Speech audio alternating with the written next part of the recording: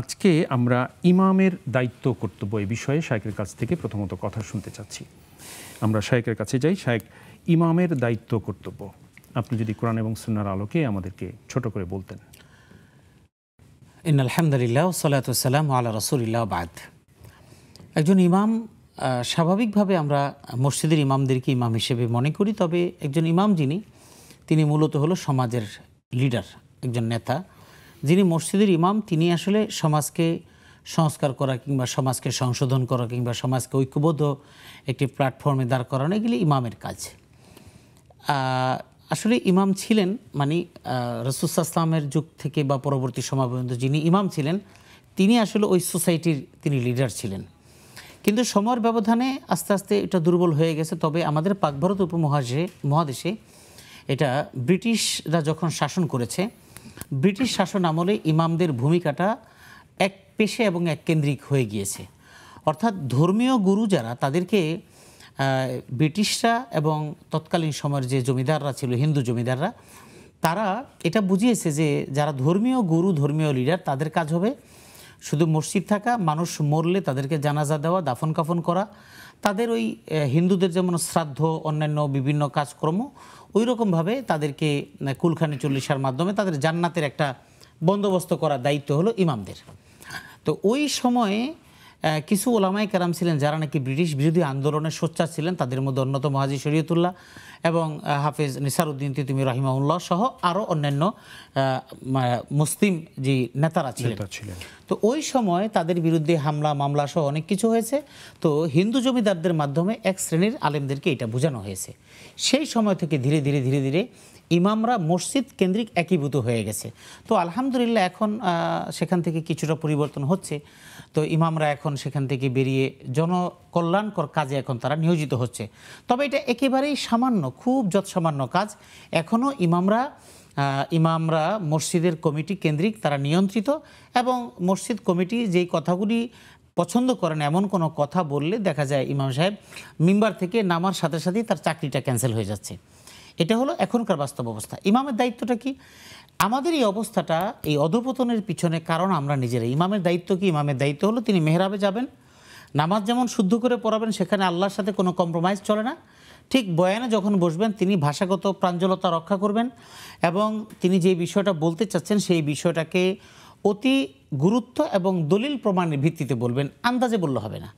এইভাবে কোরআন এবং সুন্নাহর সহি কথাটা তিনি বলবেন, এটা হলো ইমামের দায়িত্ব।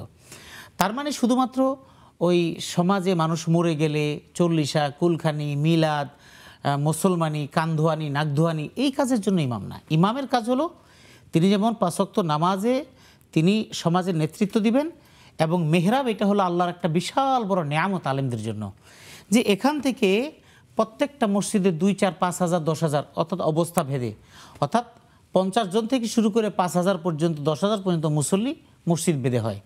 এই মুসল্লিরা জুমার নামাজকে কেন্দ্র করে মসজিদে আসে ইমামের কথা শোনার জন্য।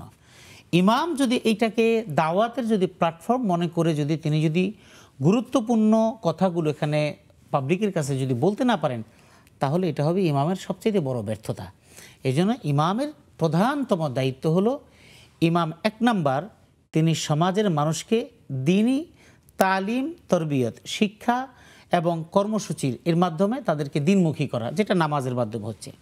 দ্বিতীয়ত হলো জুমার বয়ানের মাধ্যমে দিনের যেই নিগুড় তত্ত্বগুলো আছে, যে সমস্ত তথ্যগুলো আছে, ইসলামের সঠিক দিক নির্দেশনা এবং সঠিক যেই কথাটা, সেই কথাগুলো জনগণের সামনে পৌঁছে দেওয়া।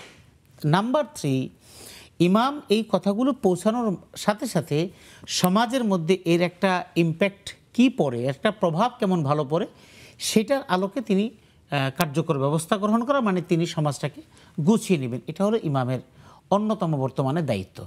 এই দায়িত্বগুলো যদি একজন ইমাম পালন করে, হক কথাটা যদি বলে সুন্দরভাবে, প্রাঞ্জল ভাষায়, যেই সহজলভ্য, যেই সহজতর শব্দে সাধারণ মানুষ বোঝে, এই কাজটা হলো ইমামের। 4 নম্বর, ইমাম যে বক্তব্য দিবেন, এটা তো আমরা সবাই জানি, দাওয়াতে ইমাম বক্তব্য দেওয়ার ক্ষেত্রে সমসাময়িক বিষয়টাকে সামনে এনে, কন্টেম্পোরারি ইস্যুসটা সামনে এনে কোরআন এবং সুন্নাহ কি বলেছে এটার সাথে মিলিয়ে উপস্থাপন করা দরকার। তো এই জন্য ইমামদের অন্যতম দায়িত্ব প্রথমত জ্ঞান অর্জন করা, শুধুমাত্র গাট্টি গাট্টি কিতাব পড়লেই হবে না, আরবি দেখে পড়তে পারি, অনুবাদ করতে পারি, অনেক হাদিস বলতে পারি, এটাই এলেম না। এলেম মানে হলো কোরআন হাদিসের বিশুদ্ধ জ্ঞান আপনাকে অর্জন করতে হবে। এই কোরআন হাদিসের বিশুদ্ধ জ্ঞানের সাথে মিলিয়ে সমসাময়িক বিষয়টাকে আপনাকে আত্মস্থ করতে হবে। এরপরে এই বিষয়টাকে দাওয়াতি মানহাজের উপর ভিত্তি করে জনগণের কাছে তুলে ধরতে হবে। সেটা হোক সাবলীল ভাষায় আপনাকে তুলে ধরতে হবে, যাতে করে মানুষ সহজে এটা বুঝতে পারে। এই কাজগুলো আসলে মূলত ইমামের। যদি ইমাম দায়িত্ব পালন করতে পারে তো ওই ইমামকে কিন্তু সমাজের মানুষ তাকে আসলে লিডারশিপের জায়গায় তাকে চিন্তা করে। আর যদি ইমাম সাহেব সেটা যদি না পারেন, তাহলে ওই যে ইমাম সাহেবের কাছে আসরের পরে কিছু লোক আসবে, হুজুর আমার বাসায় আজকে মিলাদ আছে, আপনি চলেন। আচ্ছা ঠিক আছে, যান, আমি আসতেছি। উনি বাস রুমালটা কাঁধে করে নিয়ে তিনি মিলাদ পড়তে চলে যাবেন। তো সুতরাং মিলাদের মৌলবি দিয়ে ইমামতি হবে, কিন্তু সমাজ পরিবর্তন হবে না।